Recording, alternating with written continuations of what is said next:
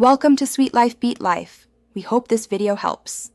You start by killing power and relieving all pressure. This protects you and the equipment. Once done, open the tank drain until the gauge reads 0, because residual pressure can move parts and cause injury. Make sure to remove the pressure switch cover and label each terminal. Take a clear photo so you know where wires return. Then, inspect the external connections for corrosion and loose screws. Address those first so the next steps focus on the switch internals safely. You now probe the switch to see how it behaves.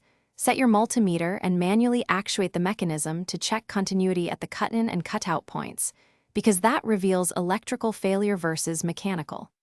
Then remove and inspect the contact block. Clean light oxidation with contact cleaner, and replace any pitted contacts since they cause arcing and poor connection. Also examine the pressure tube, diaphragm, and spring for cracks or debris. Replace parts that show wear so the switch can cycle reliably. You finish by reinstalling the contact block and cover, reconnecting wires exactly as your photo shows, and tightening terminals to avoid future arcing.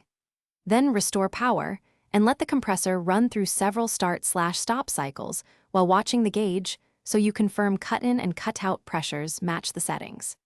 If the unit still misbehaves, make sure the pump check valve isn't draining the tank and recheck wiring continuity. This troubleshooting tip catches the most common hidden failures after a switch repair.